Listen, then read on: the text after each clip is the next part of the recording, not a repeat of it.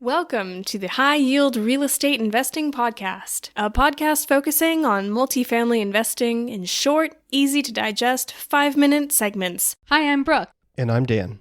What is the Garn St.Germain Act of 1982, and how did it birth a great tool for real estate investors? In this episode, we'll talk about some history and how you can use the tools given to you by this piece of legislation. In 1982, Congress passed this act, which deregulated savings and loan institutions. Interest rates were being raised by the Federal Reserve Bank in an effort to combat inflation. As a result, people moved their money from banks to money market mutual funds, which were yielding higher interest rates than banks could offer. Banks now had a problem since they were paying more for their deposits than they were earning on interest from the mortgages they had lent. They were also losing deposits and becoming illiquid, unable to originate new mortgages.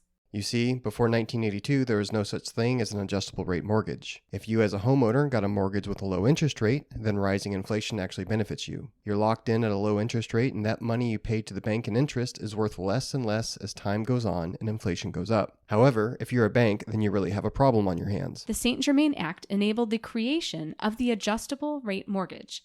This is a mortgage that has a fixed interest rate for a certain length of time, then its rate adjusts at a certain frequency for the remaining life of the loan. The bank is hoping they'll get to raise the interest rate on you when the initial term is up. This is great for the bank because now they have a hedge in case we hit tough times and inflation goes up.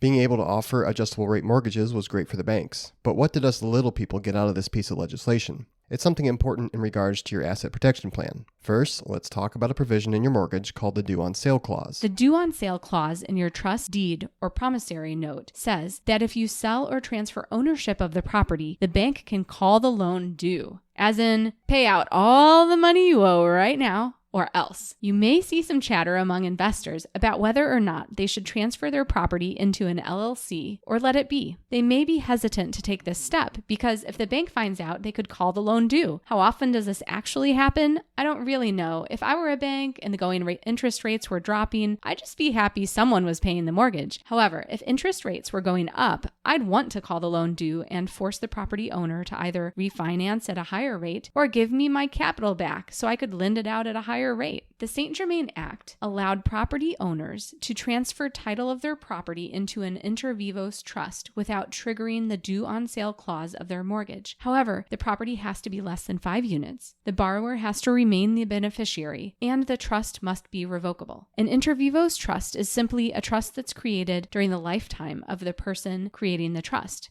Inter, within, vivos, life. There are many different variations of inter vivos trusts out there. You've probably heard of a living trust. You may have even heard of a land trust if you've been in real estate long enough. This allowed property owners to transfer title into a trust vehicle that will assist in the transfer of assets to their heirs or mask the true owner of the property from public records. Pretty cool, right? After all, if you own lots of assets, you probably don't want the general public knowing about them. So, if you own property in your own name, consider putting it into a trust. Or, if you're hunting for lenders that will let you take title to a property in a trust and they say no, just remember that once you close that loan, if you put it into a trust afterwards, they can't do anything about it. Thanks for listening. If you want to learn more, go to our website, highyieldre.com, or email us at info@highyieldre.com.